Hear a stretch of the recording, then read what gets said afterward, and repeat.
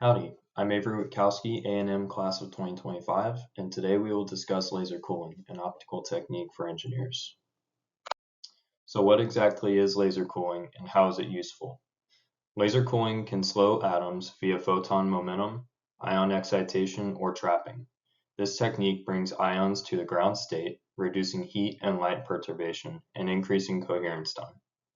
Increased end-phase coherence time allows optical engineers to study the interference between waves. So what are some common methods? We have Doppler cooling, Sisyphus cooling, Raman sideband cooling, and Fabry-Perot cavity cooling. I won't go into great detail with the math, but these theories are foundational for laser cooling. Schrodinger's perturbation theory describes the transient heat and light energy of a system. The Hamiltonian here quantifies the total system energy, and the waves and state form superpose the ground state and the excited state as shown here. The Lindblad-Master equation highlights the spontaneous emission of a photon and the resulting quantum Lindblad coefficients as seen over here.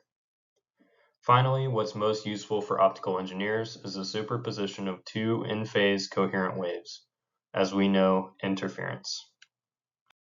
So now that we've discussed the theory, we can talk about our methods. Our first and most commonly used method is Doppler cooling. Doppler cooling uses contrapropagating beams, as shown here, to make an optical molasses, slowing the ions down.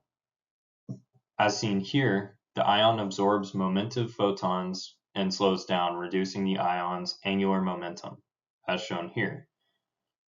Here we see a velocity dispersion, and it depicts the cooling of the system to a Doppler or motion limit and a correlation time limit. So at the bottom here, we have the Doppler limit. This is the motional ground state.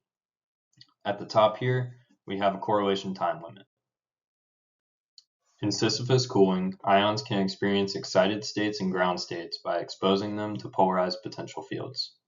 So initially, the ion is filled with kinetic energy, but when exposed to a polarized field, it sheds that kinetic energy, as discussed with the Schrodinger equation, and moves to a ground state. This lowers the entire system energy, causing the Hamiltonian to decrease. Raman sideband cooling uses optical fibers and polarizers on the trapped ion in order to pick up the emission spectra through a diffraction grating.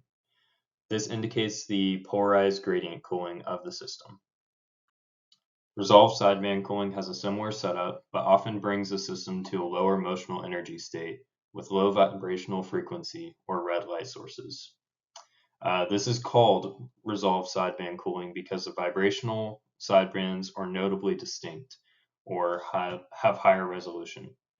Both Raman and resolved sideband cooling may be used together to yield an ultra-cold system.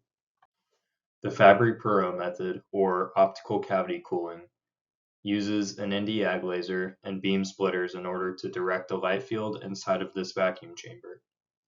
The vacuum chamber holds the optical cavity and is responsible for stimulating spontaneous emission like the Lindblad-Master equation suggests, allowing the system to cool beyond the Sisyphus recoil limit and beyond the Doppler cooling limit. Let's do a quick recap of the methods we discussed. Doppler cooling uses photon momentum to collide and stick to ions, cooling them to a motional or Doppler limit. Sisyphus cooling uses polarized fields to shed kinetic energy and bring the system to a low energy state. Raman sideband cooling traps an ion cloud and directs a polarized field into it, which is captured by diffraction grating. And finally, cavity cooling holds an optical cavity in a lit vacuum to stimulate spectral excitations. These are the references that I have. Feel free to contact me with any questions or if you just want more information about this topic. Thanks and give 'em.